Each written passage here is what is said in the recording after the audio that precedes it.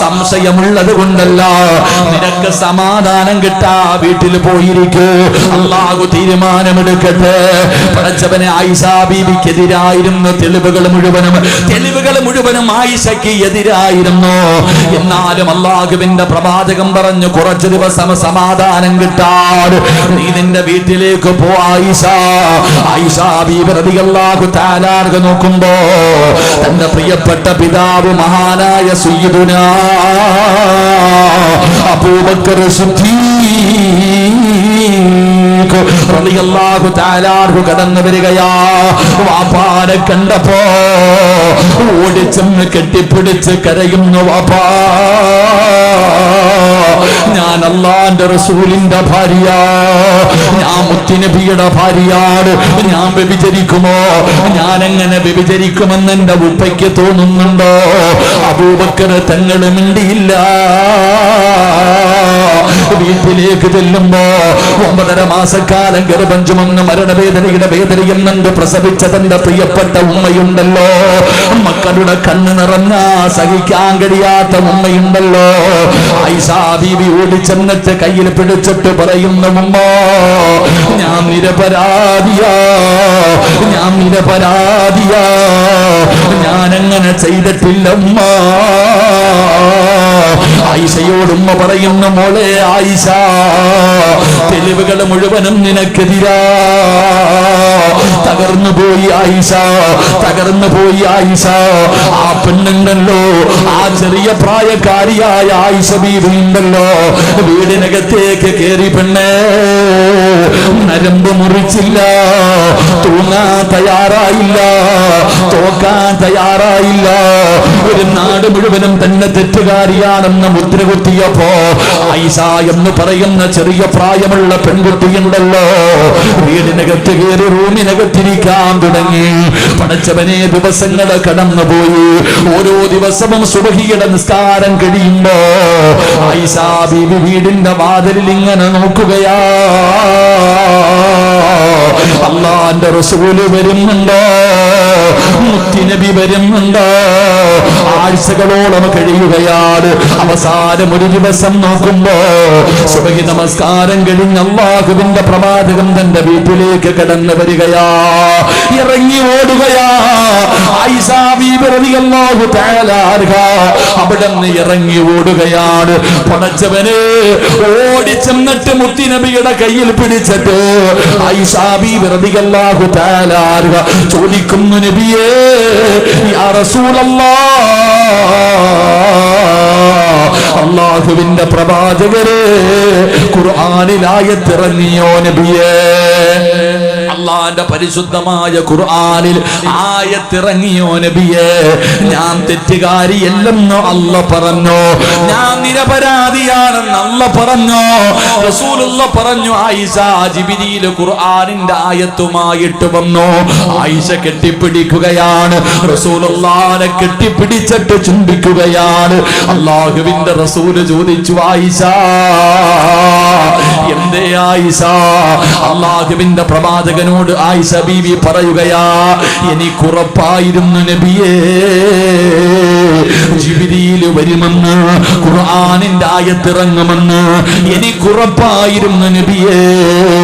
ആയിഷ ബീവി റളിയല്ലാഹു തആല അൻഹ ഇത്ര ഉറപ്പിച്ചു പറഞ്ഞപ്പോ റസൂലുള്ളാഹ് ചോദിക്കുകയാ, എങ്ങനെയാ ജിബ്രീലിനെ വിളിച്ചിറക്കിയത്? 7 ആകാശം കടന്ന് അല്ലാഹുവിന്റെ അടുക്കൽ നിന്ന് ഖുർആനിന്റെ ആയത്തുമായി പടച്ച റബ്ബിന്റെ സഹായം നീ എങ്ങനെയാണ് നേടിയത്? യാ റസൂലല്ലാഹ്, ആയിഷ ബീവി പറഞ്ഞു കൊടുക്കുകയാ. അല്ലാഹുവിന്റെ റസൂല് ചോദിക്കുകയാണ്, നീ എങ്ങനെയാണ് ഈ വീടിനകത്തിരുന്നത്? എങ്ങനെയാ മോളെ ആയിഷ നീ ഇങ്ങനെ ക്ഷമിച്ചത്? നിന്നെ കൊണ്ട് എങ്ങനെയാ ഇത് ക്ഷമിക്കാൻ കഴിഞ്ഞത്? എല്ലാവരും ഒറ്റപ്പെടുത്തിയപ്പോ എങ്ങനെയാണ് നീ പിടിച്ചു നിന്നത്? ആ സമയത്താണ് ആയിഷ ബീവി പറയുന്നു, യാ റസൂലല്ലാഹ്, നിസ്കാരപ്പായിരുന്നിട്ട് ഞാൻ പറഞ്ഞത് ഒരേ ഒരു ദിക്റാണ് നബിയേ. നെഞ്ചു പൊട്ടുമ്പോ, കണ്ണ് നിറയുമ്പോ, സഹിക്കാൻ കഴിയാതെ വരുമ്പോ, കണ്ണിലൂടെ കണ്ണുനീരൊഴുകുമ്പോ ഞാൻ പറഞ്ഞതെന്തെന്നറിയുമോ? ഹസ്ബുനല്ലാഹ് ഹസ്ബുനല്ലാഹ്, എനിക്കല്ല മതി, എനിക്കല്ല മതി. ആയിഷാ ബീവി റളിയല്ലാഹു തആല നിസ്കാരപ്പായിലിരുന്നിട്ട് പറഞ്ഞത് ഹസ്ബുനല്ലാഹു നിഅമൽ വകീൽ നിഅമൽ മൗലാ വനിഅമൻ നസീർ. പറഞ്ഞത് ഈ ദിക്റായിരുന്നു, പറഞ്ഞത് ഈ ദിക്റായിരുന്നു. അതുകൊണ്ട് പഠിച്ചു വെച്ചോ, ഒരാളുടെ ഹൃദയത്തിൽ അല്ല കേറി കഴിഞ്ഞാൽ, അല്ല ഒരാളെ ഇഷ്ടപ്പെട്ട് കഴിഞ്ഞാ, എന്റെ പ്രിയപ്പെട്ടവരെ, തവക്കൽതു അലല്ലാ പറയുന്ന മനുഷ്യന് കിട്ടുന്ന ഒന്നാമത്തെ പ്രതിഫലം എന്തെന്നറിയുമോ? അവനെ അല്ലാഹു ഇഷ്ടപ്പെടുമെന്ന് അല്ലാഹുവിന്റെ വിശുദ്ധ ഖുർആൻ എവിടെന്ന് പറയുകയാ, അല്ലാഹുവിന്റെ ഖുർആൻ എവിടെന്ന് പറയുകയാ. അതുകൊണ്ട് തവക്കൽതു അലല്ലാ എന്ന് പറഞ്ഞ അല്ലാഹു തരുന്ന ഒന്നാമത്തെ പ്രതിഫലം, അല്ല നിന്നെ ഇഷ്ടപ്പെടുന്നുണ്ട്, അല്ലാഹു നിന്നെ സ്നേഹിക്കുന്നുണ്ട്. രണ്ടാമത്തെ കാര്യം എന്തെന്നറിയുമോ? ومن يتوكل على الله فهو حسبه إن الله بالغ أمره قد جعل الله لكل شيء قدرا. പരിശുദ്ധമായ ഖുർആൻ പറയുകയാ, പടച്ച റബ്ബ് നിന്റെ കൂടെയുണ്ടല്ലോ. എന്തിനാ മനുഷ്യ നീ എന്തിനാ പേടിക്കുന്നത്? അല്ല നിന്റെ കൂടെയുണ്ടെങ്കിൽ എന്റെ പ്രിയപ്പെട്ടവരെ, നമ്മൾ എന്തിനാ ഭയപ്പെടുന്നത്? ഈ പ്രപഞ്ചത്തിന്റെ അധിപനായ പടച്ച റബ്ബുണ്ടല്ലോ, നമ്മുടെ കൂടെ ഉണ്ടെങ്കിൽ പടച്ചവനെ നമ്മൾ എന്തിനാ പേടിക്കുന്നത്? നമ്മൾക്ക് അധികാരമില്ല, നമ്മൾക്ക് ആൾബലമില്ല, പടച്ചവനെ നമുക്ക് ഒത്തൊരുമയില്ല, ഒന്നുമില്ലെങ്കിലും നീ എന്തിനാ പേടിക്കുന്നത്? അല്ല നിന്റെ കൂടെയുണ്ടല്ലോ. രണ്ടാമതായിട്ട് വേണ്ടത് തവക്കൽതു അലല്ലാഹ് എന്ന് ജീവിതത്തിൽ പറയുന്നവന്റെ കൂടെ അള്ളയുണ്ട്. അല്ലാഹു നമുക്ക് ഈമാൻ നൽകുമാറാകട്ടെ. ഉറക്കപ്പറ അല്ല ഈമാൻ നൽകുമാറാകട്ടെ. പൗരത്വ ബില്ല് വന്നാലും ഏക സിവിൽ കോഡ് വന്നാലും ഇവിടെ എന്തൊക്കെ വന്നാലും ആര് നമ്മുടെ കൂടെയുണ്ട്? അല്ല നമ്മുടെ കൂടെയുണ്ട്. അല്ലാഹു ഈമാൻ നൽകുമാറാകട്ടെ. ഉറക്കപ്പറ അല്ല ഈമാൻ നൽകുമാറാകട്ടെ. എല്ലാവരും വലിയ ടെൻഷനില്ല ഉസ്താദെ, നമ്മൾ എങ്ങോട്ട് പോകും ഉസ്താദെ? എങ്ങോട്ട് പോകും? വീട്ടിൽ പോകണം. ഓടിപ്പോ നമ്മൾ എന്തായാലും എങ്ങോട്ട് പോകാനുള്ളത്? ഇവര് പറയുന്നത് നമ്മൾ ഈ രാജ്യത്തിലുള്ളവരല്ല എന്ന. അല്ലാഹു ഈമാൻ നൽകുമാറാകട്ടെ. ശരി, നമ്മുടെ വീട് ഇവിടാണോ? നമ്മുടെ വീട് ഇവിടാണോ? നിങ്ങളെന്താ വെടികൊണ്ടതുപോലെ ഇരിക്കണേ? നമ്മുടെ നാടിതാണോ? നമ്മുടെ തറവാടേതാ? നമ്മുടെ തറവാടേതാ? എന്താ വെടികൊണ്ടതുപോലെ ഇരിക്കണേ? പറ ചങ്ങാതി, നിന്റെ ഉപ്പുപ്പ ആയ ആദൻ നബി എവിടാ ജീവിച്ചേ? ആദൻ നബി എവിടാ ജീവിച്ചേ? എന്തിങ്ങനെ എന്നെ നോക്കണേ? ആദൻ നബി എവിടാ ജീവിച്ചേ? ഉമ്മുമ്മയല്ലേ ഹവ്വാ റളിയല്ലാഹു തആല അൻഹ. അപ്പൊ ഉപ്പുപ്പായി ഉമ്മുമ്മായി എവിടാ ജീവിച്ചത്? ഞാൻ എന്റെ വല്ലതും പറ മനുഷ്യ, എവിടാ ജീവിച്ചേ? സ്വർഗത്തിൽ ഇല്ലേ? പറ, സ്വർഗത്തിലല്ലേ? നമ്മുടെ തറവാട് അതല്ലേ? അങ്ങോട്ട് പോകേണ്ടവരാ നമ്മൾ. അല്ലാഹു ഈമാൻ നൽകുമാറാകട്ടെ. നമ്മളിവിടെ പേടിയാ ഉസ്താദെ, എല്ലാം പോവല്ലോ ഉസ്താദെ, എന്ത് ഈ ഉസ്താദെ? 2 നില വീട് പണിതിട്ടുണ്ട്, ഏക്കർ കണക്കിന് ജാഗയുണ്ട്, ഇതൊക്കെ കളഞ്ഞിട്ട് എവിടെ പോവാനാ? വലിയ ബേജാറ്, വലിയ ബേജാറ്. അല്ലാഹു നമുക്ക് ഈമാൻ നൽകുമാറാകട്ടെ. പേടിക്കണം നമ്മളെ പേടിപ്പിക്കും അല്ലാഹ്. അല്ലാഹു തന്നെ ചോദിക്കുന്നുണ്ട്, അം ഹസിബതും അൻ തദ്ഖുലുൽ ജന്ന, സ്വർഗ്ഗത്തിൽ വെറുതെ പോകാമെന്ന് നീ കരുതിയോ? അല്ലാഹു തന്നെ നമ്മളോട് ചോദിക്കുകയാ, എടാ സ്വർഗ്ഗത്തിലേക്ക് വെറുതെ പോകാമെന്ന് നീ കരുതിയോ? ഇല്ലടാ. ഫലമ്മാ യഅതികും മസലുൽ ലദീന ഖലൂ മിൻ ഖബലികും, അനുഭവിക്കണം നീ. എന്റെ പ്രിയപ്പെട്ടവരെ, ബിലാൽ റളിയല്ലാഹു തആല അൻഹുവിന്റെ ചരിത്രം പറയും. മരുഭൂമിയിൽ മലർത്തിക്കിടത്തിയിട്ട് കരിമ്പാറയെടുത്ത് നെഞ്ചത്ത് വെച്ചിട്ട് ചാട്ടവാറ് കൊണ്ട് തല്ലി ചതയ്ക്കുമ്പോഴും കുടിക്കാൻ വെള്ളമോ കഴിക്കാൻ ഭക്ഷണമോ കൊടുക്കാതെ ഇവിടെ കിടന്ന് കാഫിറായിട്ട് ചാകട എന്ന് പറഞ്ഞ് ബിലാല് തങ്ങളെ തല്ലിച്ചതയ്ക്കുമ്പോൾ വെള്ളത്തിന് വേണ്ടി യാചിച്ചപ്പം ഒട്ടകത്തിൻ്റെ മൂത്രമെടുത്തുകൊണ്ടുവന്ന് ബിലാല് തങ്ങളുടെ മുഖത്തേക്ക് ഒഴിക്കുമ്പോഴും ബിലാല് തങ്ങൾ വിളിച്ചു പറഞ്ഞത് അല്ലാഹു അഹദ്, അല്ലാഹു അഹദ്. ഇത് പിരിക്കാൻ വേണ്ടി വെച്ചിരിക്കുന്ന ചരിത്രമല്ല. ഇത് ഉസ്താദന്മാര് പിരിക്കാൻ വേണ്ടി വെച്ചിരിക്കുന്ന ചരിത്രമല്ല. സുമയ്യ ബീബി റളിയല്ലാഹു തആല അൻഹയെ പടച്ചവനെ തന്റെ പ്രിയപ്പെട്ട ഭർത്താവിന്റെ കണ്ണിന്റെ മുന്നിൽ വെച്ചുകൊണ്ട് ഭർത്താവിന്റെ കയ്യും കാലും കെട്ടിയിട്ടിട്ട് തീ കൂട്ടിയിട്ട് കത്തിച്ചിട്ട് തലകീഴായി ജീവനോടെ തീക്കകത്ത് തലകീഴായി നിർത്തി തന്റെ ഭർത്താവിന്റെ ശരീരത്തിലൂടെ പച്ച ഇറച്ചി ഇങ്ങനെ കരിയുകയാ. തീ വെന്തിട്ട് തലയിലൂടെ രോമങ്ങളിലൂടെ ശരീരം മുഴുവനും തീ കൊണ്ടിട്ട് ഷവായി ഉണ്ടാക്കുന്നത് പോലെ അല്ലാഹുവേ പടച്ചവനെ സുമയ്യ ബീബിയുടെ ഭർത്താവിനെ ജീവനോടെ കത്തിക്കുമ്പോ അത് കണ്ട് സഹിക്കാൻ കഴിയാതെ ഓടിച്ചെന്ന് ഭർത്താവിനെ തീക്കുണ്ടാരത്തിൽ നിന്ന് വെളിയിലേക്ക് തല്ലിയിട്ട് ഭർത്താവിന്റെ ശരീരത്തിൽ മണലുവാരിയിട്ട് ഭർത്താവിന്റെ ശരീരത്തിലെ തീ അണച്ച് തൻ്റെ ഭർത്താവ് മരണത്തോട് മല്ലടിക്കുമ്പോ ആസിയ സുമയ്യ ബീബി റളിയല്ലാഹു തആല അൻഹ മരണത്തോട് മല്ലടിക്കുന്ന ഭർത്താവിനോട് പറഞ്ഞുകൊടുത്തു, ഇവന്മാര് കൊന്നാലും അള്ളാനെ കൈവിടരുത്. ഇവന്മാര് നമ്മളെ കൊന്നാലും അല്ലാഹു അഹദ്, നമുക്ക് സ്വർഗമുണ്ട്, തോറ്റുകൊടുക്കരുത്. അബൂജഹല് കടന്നു വന്നിട്ട് സുമയ്യ ബീബിയെ ചവിട്ടി തറയിലിട്ടു. കഴുത്തിൽ തലയിൽ തൻ്റെ കഴുത്തിൻ്റെ ഭാഗത്ത് കാല് വെച്ചിട്ട് സുമയ്യ ബീബിയുടെ തല മണ്ണിനകത്തേക്ക് ചവിട്ടി താഴ്ത്തുമ്പോഴും സുമയ്യ വിളിച്ചു പറഞ്ഞു അല്ലാഹു അഹദ്. എൻ്റെ പ്രിയപ്പെട്ടവരെ, ചരിത്രം പറയുകയാ, മലർത്തിക്കടത്തിയിട്ട് കുന്തമെടുത്തിട്ട് സുമയ്യ ബീബിയുടെ ഗുഹ്യ ഭാഗത്തേക്ക് കുത്തിയിറക്കിയിട്ട് പച്ചയിറച്ചി വലിച്ചെടുക്കുമ്പോഴും സുമയ്യ വിളിച്ചു പറഞ്ഞു അല്ലാഹു അഹദ്. ഇത് പിരിക്കാനുള്ള ചരിത്രമല്ല, ഇത് കോരിത്തെരിപ്പിക്കാനുള്ള ചരിത്രമല്ല. എൻ്റെ പ്രിയപ്പെട്ട പെങ്ങളെ, അള്ളാഹുവിൻ്റെ ദീനിന് വേണ്ടി അവർ സഹിച്ച ത്യാഗങ്ങളാ. ഇതൊക്കെയാണ് ഇവര് കിടക്കുന്ന സ്വർഗമാ. ഈ കല്ലിങ്കാലുകാരായ നിങ്ങളും അള്ളാഹിനോട് ചോദിക്കണത്, അവര് പോണ സ്വർഗത്തിലാ നമ്മളും പോകണ്ടേ? നമുക്കെന്ത്? മക്കയിൽ നിന്നും മദീനയിലേക്ക് ഹിജറ പോകുമ്പോ മക്കയിൽ നിന്ന് പീഡനം സഹിക്കാൻ കഴിയാതെ സഹാബികൾ മദീനത്തേക്ക് ഹിജറ പോയപ്പോ മക്കക്കാര് പറഞ്ഞുടാ, ഈ നാട്ടിൽ നിന്ന് ഉണ്ടാക്കിയത് മുഴുവനും ഇവിടെ ഇട്ടിരിക്കുന്ന വസ്ത്രത്തോടെ നീയും അള്ളാഹും പൊക്കോളാൻ. എന്തേ പറഞ്ഞേ? എടാ, ഈ നാട്ടിൽ ഉണ്ടാക്കിയ നിന്റെ സമ്പാദ്യം മുഴുവനും ഇവിടെ ഇട്ടിട്ട് നീയും മുഹമ്മദും നിന്റെ മതവും പൊക്കോടാ എന്ന് പറഞ്ഞപ്പോ നിന്റെ ഒന്നും എനിക്ക് വേണ്ടടാന്ന് പറഞ്ഞ് കളഞ്ഞിട്ട് ഉടുതുണിയും വെച്ചുകൊണ്ട് മദീനത്ത് പോയവരാ സഹാബത്ത്. നമ്മളോട് പറയുന്നു വീട് പോകും പറമ്പ് പോകുമെന്ന് പറയുമ്പോഴേ നമ്മൾ വിറയ്ക്കാൻ തുടങ്ങി, നമ്മൾ പേടിക്കാൻ തുടങ്ങി. സഹോദര, ചിന്തിക്ക്, നമ്മൾ ഇവിടെ നിന്ന് പോകേണ്ടവരാ. നമ്മളെ ഇവരൊക്കെ ഇങ്ങനെയൊക്കെ ചെയ്യും എങ്കിലെങ്കിലും ഇത് നേരെ ആവത്തുള്ളൂ. റസൂലുള്ളാഹി സ്വല്ലല്ലാഹു അലൈഹി വസല്ലമ തങ്ങൾ പറഞ്ഞ ഹദീസ് നേരെയാകണമെങ്കിൽ അത് കള്ളമാകത്തില്ലല്ലോ. അപ്പൊ അതിന്റെ തുടക്കമാണ് ഇവിടെ കണ്ടുകൊണ്ടിരിക്കുന്നത്. വിരട്ടലുകൾ 4 ഭാഗത്ത് നിന്നും നടക്കും. 4 ഭാഗങ്ങളിൽ നിന്നും കൊല്ലും, കരിക്കും, വെട്ടും എന്നൊക്കെ പറഞ്ഞ് പലരും വരും.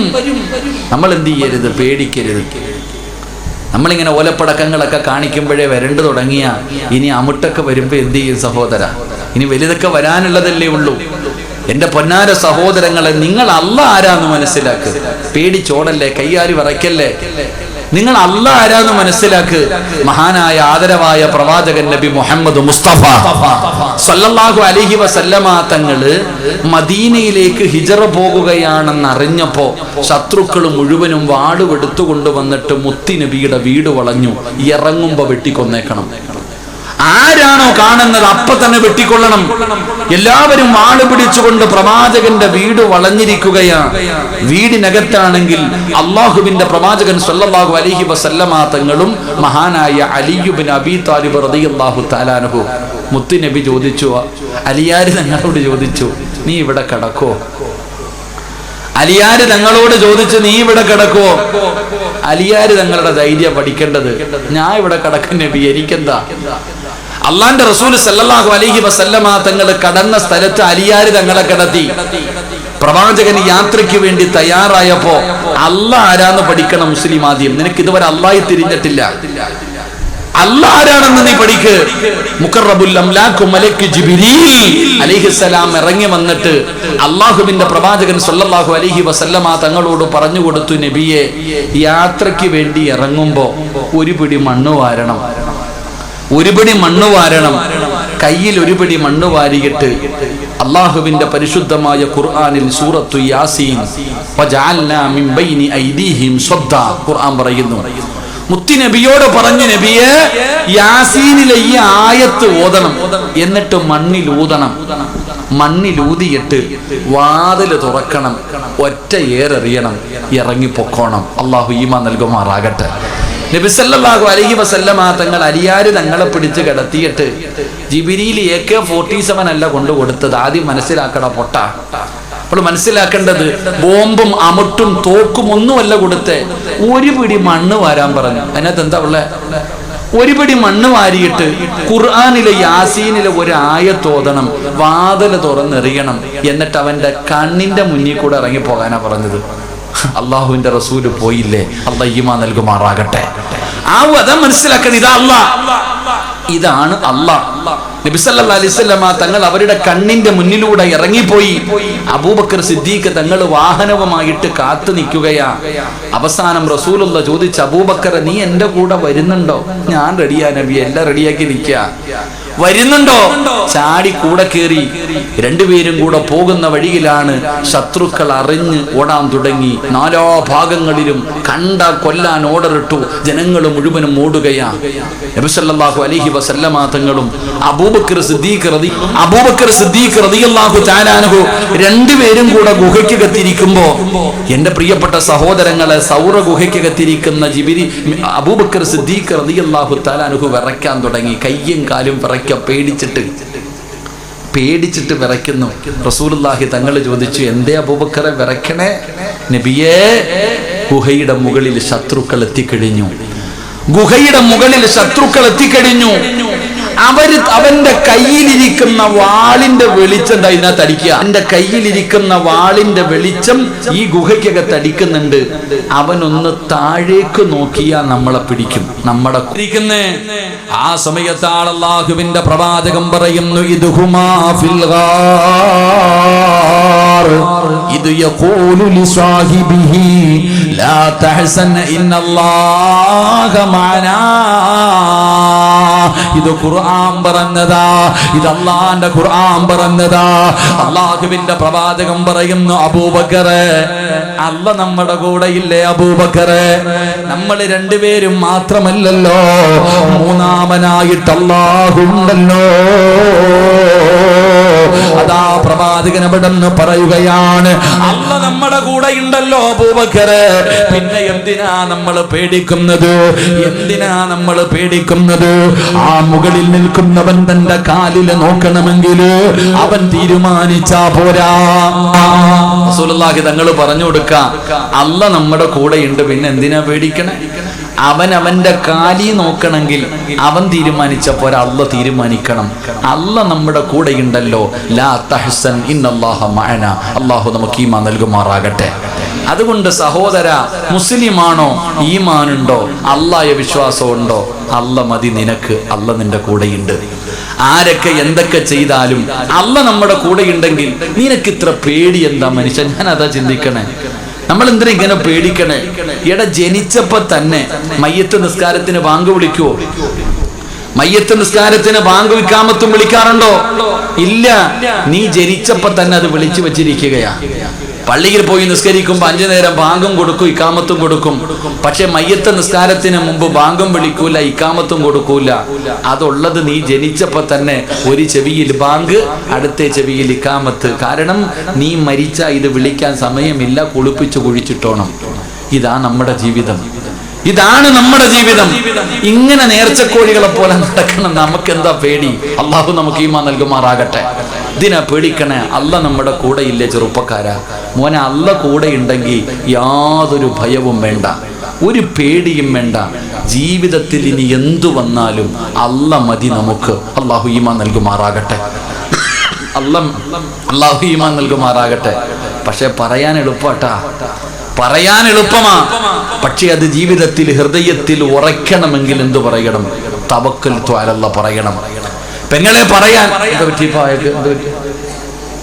ഭയ്യ സുഖമില്ലാത്ത ആൾ, അള്ളാഹു അദ്ദേഹത്തിന് ആഫിയത്തും ദീർഘായുസും കൊടുക്കുമാറാകട്ടെ. ഒരു ആമീൻ പറയടോ ചങ്ങാതി. അള്ളാഹു ആഫിയത്തും ദീർഘായുസും കൊടുക്കുമാറാകട്ടെ. ആ ഉപ്പയ്ക്ക് സുഖമില്ലാതെ വയല് കേൾക്കാൻ വന്നു. ആരോഗ്യമുള്ളവൻ വീടിയും വലിച്ച് വെളിയിൽ നിൽക്കുന്നുണ്ട്, സോഡാ നാരങ്ങ അടിച്ചിട്ട്. അള്ളാഹു കാക്കുമാറാകട്ടെ. പഠിച്ചവനെ പിന്നെ പ്രായമുള്ളവരെ കുറിച്ച് പറയണ്ട, ചെറുപ്പക്കാരെ കുറിച്ചൊന്നും ഒന്നും പറയണ്ട. ഇപ്പൊ വീടിയൊന്നും ഇല്ലെന്നേ. ഉണ്ടോ? കള്ളുകുടിയുണ്ടോ? കള്ളുകുടിയില്ല, കള്ളില്ല, വാറ്റിയാരായമില്ല, വീടി വലിയില്ല, സിഗരറ്റ് വലിയില്ല, ഒന്നുമില്ല. ഇപ്പോൾ ഉള്ളത് മറ്റേ നിങ്ങളുടെ ഭാഗത്ത് വെച്ചിട്ട് കറങ്ങി നടന്നാൽ മതി. ഇപ്പൊ ചെറിയ ഗുളിക കിട്ടും, വായു ഗുളിക പോലൊരു സാധനമുണ്ട്. അതടിച്ചിട്ട് ഇങ്ങനെ നടക്ക, കറങ്ങി കറങ്ങി കറങ്ങി എന്തെങ്കിലും പറഞ്ഞവനെ കറക്കിക്കളയും. അള്ളാഹു കാക്കുമാറാകട്ടെ. ഇപ്പം എല്ലാം ചെറുത്. നിങ്ങളൊക്കെ വലിയ ആള്, നിങ്ങൾ വീടി വലിക്കണം. വലിയ ആൾക്കാരൊക്കെ സിഗരറ്റും വീടിയൊക്കെ വലിക്കുമ്പോൾ ചെറിയ 20 താഴെ പ്രായമുള്ളവർ, 25 താഴെ പ്രായമുള്ളവരൊക്കെ അടിക്കുന്നത് കൂടിയ സാധനമാണ്. നിങ്ങളൊന്നും അടിച്ചിട്ട് പോലും ഇല്ല. വീടി വലിച്ചാലും കള്ളു കുടിച്ചാലും അത്രയും പവർ കിട്ടൂല. അതിനേക്കാളും വലിയ പവർ ഉസ്താദ്. അതൊന്ന് അടിച്ചു കഴിഞ്ഞാൽ ഒരു എന്താണെന്ന് അറിയില്ല. എന്തൊരു ആരോഗ്യ ഉസ്താദ്, എന്തൊരു ആരോഗ്യം. എന്താ ചെയ്യണമെന്നറിയില്ല. ആരെ കൊല്ലാൻ പറഞ്ഞാലും കൊല്ലും. അള്ളാഹു കാത്തിരക്ഷിക്കുമാറാകട്ടെ. എന്നോട് പറഞ്ഞു ഉസ്താദ് അതിനെക്കുറിച്ച് പറയണമെന്ന്. എനിക്ക് ജീവനോടെ തിരിച്ചു പോകണം, അതുകൊണ്ട് ഞാനൊന്നും വേണ്ടുന്നില്ല. എന്തെങ്കിലും പറഞ്ഞു കഴിഞ്ഞാൽ പിന്നെ വളഞ്ഞിട്ടടിച്ചാലോ നമുക്ക് പേടിയാ. നമ്മൾ ആലോചിക്കേ, നമുക്ക് ചിരിക്കേണ്ട വാപ്പ നിന്റെ മോനും ഉണ്ടോന്ന് നീ ആലോചിക്കുക. ഏതെങ്കിലും ഒരു വാപ്പാടെടുക്കൽ ആരെങ്കിലും പോയിട്ട് പറയുന്നു, ഉപ്പ നിങ്ങളുടെ മോൻ മറ്റേ ടീമിലുണ്ട് കേട്ടോ. എൻ്റെ മോനോ? ഇല്ല, എൻ്റെ മോനോ? മലക്ക എൻ്റെ മോൻ. അവനങ്ങനെയൊന്നും ചെയ്യൂല. അവസാനം പോലീസ് വെക്കുമ്പോഴേ അറിയത്തുള്ളൂ. ഞങ്ങളുടെ നാട്ടില് ഒരു ചെറുപ്പക്കാരൻ റോഡിൽ നിന്നിട്ട് വീടി വലിക്കുക. ചെറിയൊരു കുട്ടി, ചെറിയൊരു പയ്യൻ പരസ്യമായിട്ട് വീടി വലിക്കുന്നത് കണ്ടപ്പോ ഒരാള് പോയിട്ട് ആ കുട്ടിയുടെ വാപ്പാനോട് പറഞ്ഞു, നിങ്ങളുടെ മോൻ ആ പള്ളിയുടെ മുന്നിൽ നിന്നിട്ട് വീടി വലിക്കുന്നു. പള്ളിയുടെ മുന്നിൽ എത്രയും പ്രായമുള്ളവരുടെ മുന്നിൽ നിന്നിട്ട് പരസ്യമായിട്ട് വലിക്കാൻ പറ. എന്തിനാ ഇങ്ങനെ പരസ്യമായിട്ട് വലിക്കുന്നേ എന്നൊന്ന് ഉപദേശിക്കാൻ പറഞ്ഞു. അപ്പൊ വാപ്പ പോയ ആളോട്, നിങ്ങൾ അവനോട് എൻ്റെ മുന്നിൽ ഇരുന്ന് വലിക്കല്ലേ എന്ന് പറയാൻ. അവൻ വാപ്പാടെ മുന്നിൽ ഇരുന്ന് വലിക്കുക. ഇതാ അവസ്ഥ. ഇതാണ് ഇന്നത്തെ യുവത്വത്തിന്റെ അവസ്ഥ. എന്നോട് പറഞ്ഞു ഉസ്താദെ പ്രസംഗിക്കാൻ. ഞാൻ എന്ത് പ്രസംഗിക്കാനാ?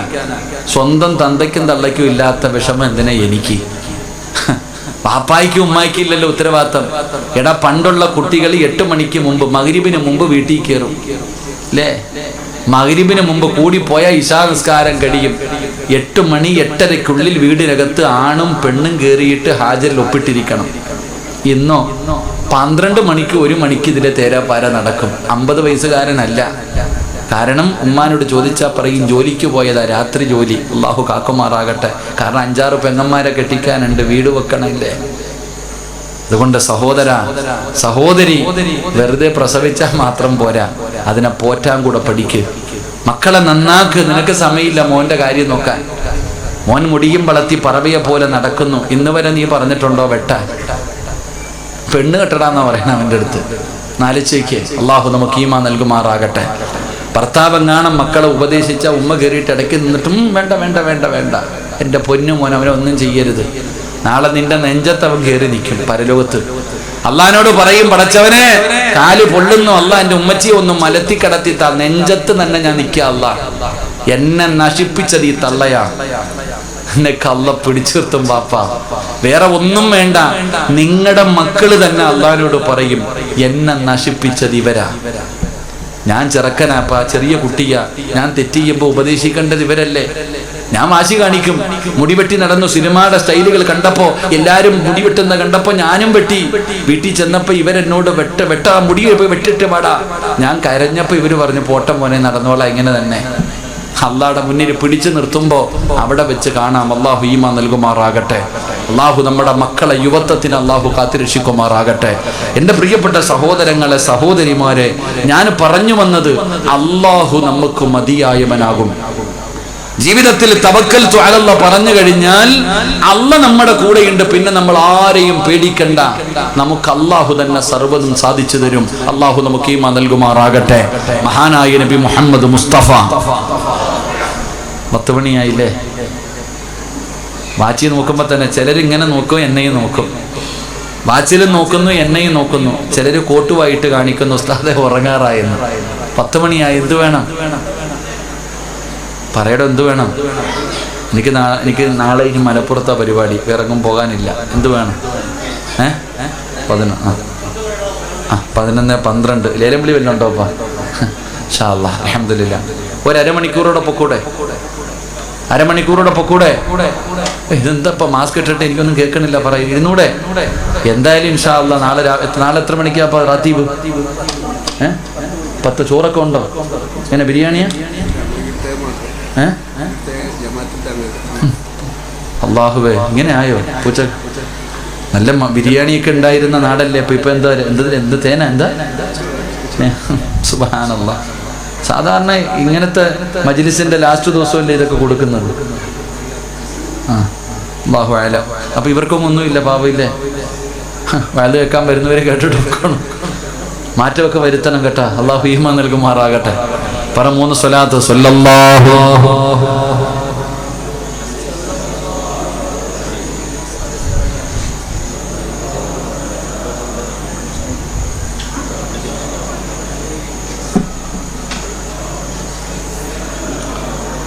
അല്ലാഹു സ്വീകരിക്കുമാറാകട്ടെ. ഒരു കോവിഡ് ഉള്ളത് കൊണ്ട് നമ്മളൊക്കെ രക്ഷപ്പെട്ടിട്ട. എന്തിനും ഒരു കോവിഡിന്റെ പേരുള്ളത് കൊണ്ട് നമ്മളൊക്കെ രക്ഷപ്പെട്ടു. ശരി, ആഖിറം കൂടെ രക്ഷപ്പെട്ടാൽ മതിയായിരുന്നു. അല്ലാഹു രക്ഷപ്പെടുത്തുമാറാകട്ടെ. എന്റെ പ്രിയമുള്ള സഹോദരങ്ങളെ, തവക്കൽതു അലല്ലാഹ് എന്ന് പറഞ്ഞാൽ കിട്ടുന്ന 3ാമത്തെ പ്രതിഫലം അല്ലാഹ് പറയുകയാ. അല്ലാഹുവിന്റെ പരിശുദ്ധമായ ഖുർആൻ എവിടെന്ന് പറയുന്ന 3ാമത്തെ കാര്യം എന്താ? 3ാമതായി പടച്ചറപ്പ് തരുന്ന പ്രതിഫലം എന്തെന്നറിയുമോ? മഹാനായ നബി മുഹമ്മദ് മുസ്തഫ സല്ലല്ലാഹു അലൈഹി വസല്ലമ തങ്ങൾ പറയുകയാ.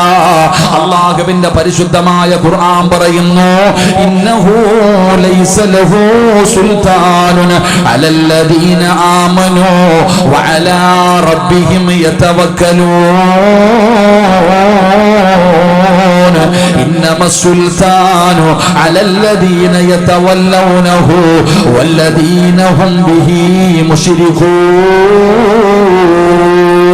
തവക്കൽതു അലല്ലാഹ് എന്ന് പറഞ്ഞാൽ കിട്ടുന്ന 3ാമത്തെ പ്രതിഫലം, മക്കളുള്ള ഉമ്മമാര് കേട്ടോ, കൊച്ചുമക്കളുള്ള ഉമ്മമാര് കേട്ടോ. അല്ലാഹുവിന്റെ ഖുർആൻ അവിടെന്ന് പറയുകയാ, പിശാചിന്റെ ഉപദ്രവങ്ങളുണ്ടല്ലോ, പൈശാചികമായിട്ടുള്ള ഉപദ്രവങ്ങളുണ്ടല്ലോ, ആ പിശാചിന്റെ ഉപദ്രവങ്ങളിൽ നിന്ന് അല്ലാഹു രക്ഷ കൊടുക്കുമെന്ന് അല്ലാഹുവിന്റെ വിശുദ്ധ ഖുർആൻ. അല്ലാഹുവിന്റെ ഖുർആൻ പറയുകയാണ്, ആരാണോ തവക്കൽതു അലല്ലാഹ് എന്ന് പറയുന്നത് അവനെ പിശാചിന്റെ ഉപദ്രവത്തിൽ നിന്ന് അല്ലാഹു രക്ഷപ്പെടുത്തും. അല്ലാഹു നമുക്ക് ഈമാൻ നൽകുമാറാകട്ടെ. മദ്രസയിലേക്ക് മക്കൾ പോകുന്നു, ബിസ്മില്ലാഹി തവക്കൽതു അലല്ലാഹ്, ധൈര്യമായിട്ട് പൊക്കോ. സ്കൂളിലേക്ക് പോകുന്നു, ബിസ്മില്ലാഹി തവക്കൽതു അലല്ലാഹ്, ധൈര്യമായിട്ട് പൊക്കോ. എന്റെ പ്രിയപ്പെട്ട സഹോദരങ്ങളെ, പിശാചിന്റെ ഉപദ്രവം നിങ്ങൾ ഇങ്ങോട്ട് നോക്കിക്കേ. നബി സല്ലല്ലാഹു അലൈഹി വസല്ലമ തങ്ങൾ പറഞ്ഞു, വൈകുന്നേര സമയം, സൂര്യൻ അസ്തമിക്കുന്ന സമയം, ആ മഗ്രിബിന് തൊട്ട് മുമ്പുള്ള സമയം. ഇപ്പൊ 6:05 6:10 കണ്ടല്ലേ ഉസ്താദ്? ബാങ്ക് 6:05 സങ്കല്പിക്കുക. ആ മഗ്രിബിന് തൊട്ട് മുമ്പുള്ള സമയം 5:45 മുതൽ ആ മഗ്രിബിന്റെ ബാങ്ക് വിളിച്ച് കുറേ സമയം വരെ നിങ്ങൾ കൊച്ചു കുട്ടികളെ വീടിന് പുറത്ത് വിടല്ലേ എന്ന് നബി മുഹമ്മദ് മുസ്തഫ സല്ലല്ലാഹു അലൈഹി വസല്ലമ തങ്ങൾ പറയുന്നു, വൈകുന്നേര സമയം നിങ്ങളുടെ മക്കളെ നിങ്ങൾ പുറത്തു വിടരുത്, നിങ്ങളുടെ കുട്ടികളെ നിങ്ങൾ പുറത്തു വിടരുത്, നിങ്ങൾ തടഞ്ഞു വെക്കണം. കാരണം ആ സമയത്ത് പിശാചിറങ്ങുന്ന സമയമാണെന്ന് നബിയുനാ റസൂലുള്ളാഹി. ഉറക്കെ പറഞ്ഞ നബിയുനാ റസൂലുള്ളാഹി. അതുകൊണ്ട് ആ പണ്ടുള്ള ഉമ്മമാര് കൊച്ചുമക്കളെ വെളിയിൽ വിടൂല. വൈകുന്നേര സമയമായാൽ, ഒരു സന്ധ്യയായി കഴിഞ്ഞാൽ കുട്ടികളെ പുറത്തേക്ക് വിടാറില്ല. കാരണം എന്തേ? ആ സമയത്ത് ഇബ്ലീസ് ഇറങ്ങും, പെണ്ണുങ്ങളും ഇറങ്ങാൻ പാടില്ല എന്നാണ്. കുട്ടികളും പെണ്ണുങ്ങളും ആ സമയത്ത് വീടിന് പുറത്തിറങ്ങരുത്. കാരണം ഇബ്ലീസ് ഇറങ്ങുന്ന, പിശാചി ഇറങ്ങുന്ന സമയമാ. അതുകൊണ്ട് രക്ഷപ്പെടാൻ നമ്മളോ അപ്പോഴാ വാരി കെട്ടിയിട്ട് കടപ്പുറത്ത് പോന്നേ. നമ്മളെപ്പോഴാ ആ 6 മണി സമയത്ത് മഗ്രിബിന് ബാങ്ക് വിളിക്കുമ്പോഴാ നീ ഒരുങ്ങിക്കെട്ടി അങ്ങോട്ട് ഇറങ്ങുന്നത്. എവിടെ പോവാൻ? കറങ്ങാൻ പോകാൻ. പിന്നെ ശൈത്താൻ കേറിയില്ലെങ്കിലല്ലേ കുഴപ്പമുള്ളൂ. അള്ളാഹു കാക്കുമാറാകട്ടെ. ഉറക്കപ്പറ, അല്ലാഹു കാക്കുമാറാകട്ടെ. എന്റെ പ്രിയപ്പെട്ടവർ, ഇതൊന്നും വെറുതെ പറഞ്ഞതല്ല, ഇതൊക്കെ ഹദീസല്ലേ. അള്ളാഹുവിന്റെ പ്രവാചകൻ സല്ലല്ലാഹു അലൈഹി വസല്ലമ തങ്ങൾ പഠിപ്പിച്ചു തന്നതാ. അല്ലാതെ ഉമ്മാമായിക്ക് നിന്നോട് വൈരാഗ്യം ഉള്ളത് കൊണ്ടല്ല. കൊച്ചു മക്കള് പോകാൻ ഇറങ്ങുമ്പോഴത്തേക്ക് മരുമോള് മക്കളെയും കൊണ്ട് ഇറങ്ങുമ്പോ അമ്മായി അമ്മ പറയുമ്പോ വേണ്ട വേണ്ട, അവൾക്ക് ദേഷ്യം കണ്ടോ, നിങ്ങളുടെ ഉമ്മ എന്നെ വിടുന്നില്ല ഒന്ന് കറങ്ങാൻ പോലും, വൈരാഗ്യമാണെന്നാ നീ കരുതുന്നേ. ഒരിക്കലും വൈരാഗ്യമല്ല. നിനക്ക് വേണമെങ്കിൽ ഇറങ്ങാം, അലഞ്ഞു തിരിഞ്ഞ് നടക്കാം, പക്ഷേ മക്കളും അലഞ്ഞു തിരിഞ്ഞ് നടക്കും. അള്ളാഹു കാത്തുരക്ഷിക്കുമാറാകട്ടെ. ഇബ്ലീസ് പിശാചിന്റെ ഉപദ്രവമൊക്കെ വന്നു കഴിഞ്ഞാൽ നിങ്ങൾക്ക് അറിയാഞ്ഞിട്ടതാ. ഒന്ന് ഏർവാടിയിലും ആറ്റാങ്കരയിലും ഒക്കെ ഒന്ന് പോണം സഹോദരങ്ങളെ, സഹോദരിമാരെ. ഏർവാടിയിലൊക്കെ പോയിട്ട് ഒരു രാത്രി അവിടെ ഇരുന്ന് ചെലവഴിക്ക്. നിനക്ക് ശൈത്താനെ കാണണമെങ്കിൽ, ശൈത്താന് ശരീരത്തിൽ കൂടിയവരെ കാണണമെങ്കിൽ, അവര് ചെയ്തുകൊണ്ടിരിക്കുന്ന കാര്യങ്ങൾ കാണുമ്പോൾ നെഞ്ചു പൊട്ടിപ്പോകും. ആണുങ്ങളും പെണ്ണുങ്ങളും കുട്ടികളും ആ മക്കാമിന്റെ മുന്നിൽ കിടന്നിട്ട് ചെയ്യുന്ന ഓരോ പ്രവർത്തനങ്ങൾ കണ്ടാൽ സഹിക്കും, കണ്ണ് നിറഞ്ഞു പോകും. നമ്മൾ എന്തുകൊണ്ട് നമ്മൾ മനസ്സിലാക്കുന്നില്ല? കളിയും തമാശയും. എന്നിട്ട് ഉസ്താദിന്റെ അടുക്ക വരുക, ഉസ്താദെ രാത്രി എല്ലാം കടന്ന് കരച്ചൊരു ഉസ്താദെ, ഇവൻ ഉറക്കമില്ല ഉസ്താദെ, ഉറക്കത്തിൽ ഞെട്ടി ഉണരുന്ന ഉസ്താദെ, പാട്ട് പാടുന്ന ഉസ്താദെ. എങ്ങനെ വന്നു സഹോദരി? ഇതൊക്കെ എങ്ങനെ വന്നു? നീ നിന്റെ മക്കളെ നശിപ്പിച്ചതല്ലേ? നീയല്ലേ ഉമ്മ? നിന്റെ മക്കളെ നോക്കേണ്ട ഉത്തരവാദിത്വം നിനക്കല്ലേ? എന്തുകൊണ്ട് നീ ചെയ്തില്ല?